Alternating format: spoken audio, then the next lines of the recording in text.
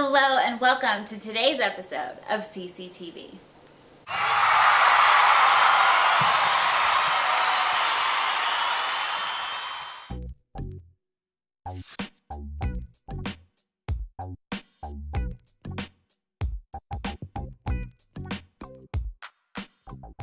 Hi guys! Okay, we're doing a core workout today.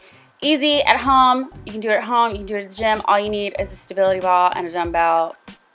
And the first exercise is a ball crunch. So you want to put your back completely over the ball so that your head is extending over, but you want your butt to be kind of towards the side and with your legs extended out slightly wider than hip length distance apart, because you want to be able to stabilize yourself and then just crunch up.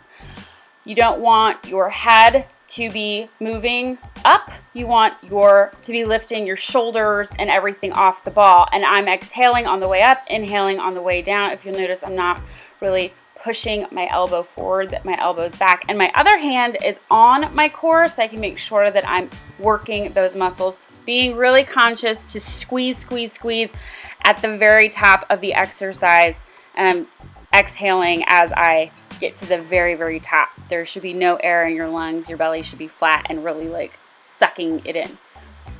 And that's it for the first exercise. Now I'm looking at my principal to find out what I should be doing next. And the next exercise is going to be on the floor, and it's going to be a toe tap crunch.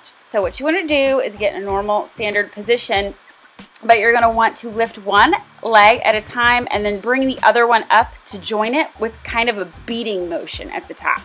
So alternating like this and lifting your legs as you crunch up half an inch. It's kind of difficult to see at this angle. I'm really being conscious to breathe and make sure that I'm exhaling on the way up. I'm kind of making a grunty face a little bit, but you really want to make sure that you're protecting your neck and supporting your neck and just really concentrating on engaging those abs, exhaling on the way up and inhaling on the way back down, alternating your toe taps.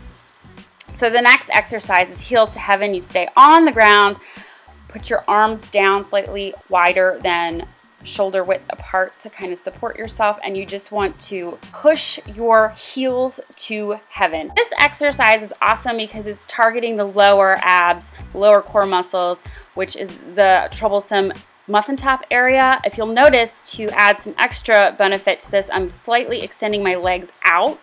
I'm not really pushing down, just using that as more stability, but I'm slightly extending my legs out, pushing my heels up while I exhale, inhale while I'm extending them away from my body. And we are going to turn to the side for the next exercise, which is a side crunch. Now we're targeting and isolating the oblique muscles. I am supporting my neck, not really pushing my head upward. I am more focusing on cradling my head and lifting my shoulder about a half an inch off the ground. I put my other leg up off the ground, slightly wider than hip level, so I can really target and engage the oblique muscle, the side of my abs, which is why I'm feeling if it's working while with my hand on there, exhaling on the way up and inhaling on the way down. So the next exercise is a dumbbell side bend. You want to get on your knees, grab a dumbbell, and dip the weight down to one side as far down as you can. I'm on my knees. You can do this standing. I just wanted to stay in the shot. Normally I do this standing, and my legs would be wider, slightly wider than hip distance apart, but you want to keep the weight close to your body and dip it down as far as you can.